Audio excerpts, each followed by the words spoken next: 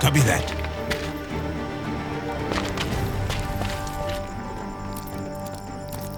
You got it. That's it.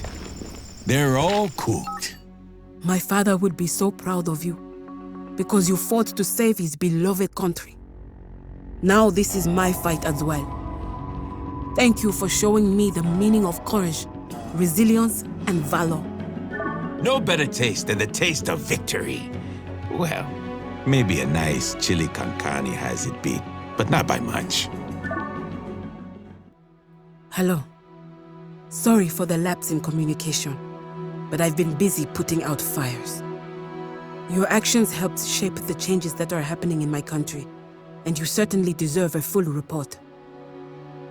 Thanks to you, Colonel Foshu is dead, but the trouble he caused has outlived him. Without my father's influence, the government was on the verge of collapse. Only the threat of civil war was holding it together. Thankfully, without Foshu to lead them, the battalion commanders in open rebellion were not united. I was appointed provisional governor of the Ajani.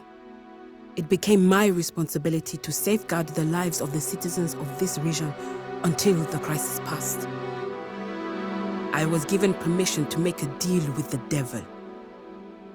I offered the Major the opportunity to earn an official pardon if he agreed to fight on our side.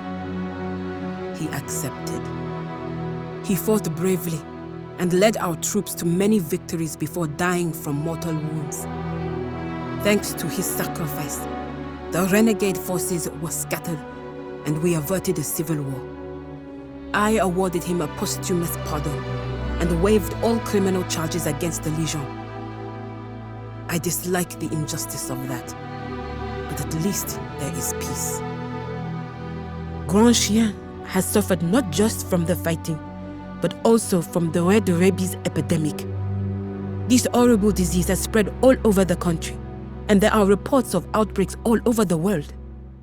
The WHO has officially labeled it a pandemic and is issuing confusing and often contradictory safety recommendations every other day. In the meantime, people are dying. Of course, none of this is your fault. I blame myself for focusing entirely on my father and Grand Chien. I did not even notice there was a worldwide threat until it was too late. Speaking of health risks, I was alarmed to discover that someone had been experimenting on my people with combat drugs. It seems that those reckless people in Landsbach have created some kind of biolaboratory dedicated to making super soldiers. Of course, it was not a problem you were ever expected to solve.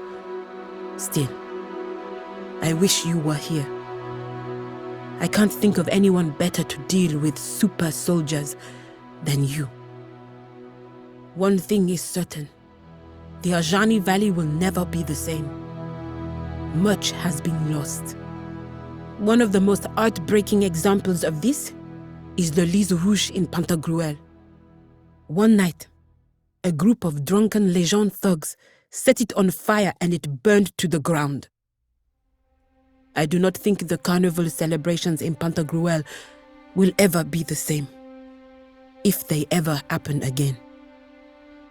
But enough talking about our troubles. I heard that a very peculiar green diamond called Pride of the Ajani was auctioned for $55 million. I am livid. That diamond is an important part of my people's history. It belongs in the Grand Chien Museum. But my attention is being called elsewhere, my friend. Let me just say one last thing.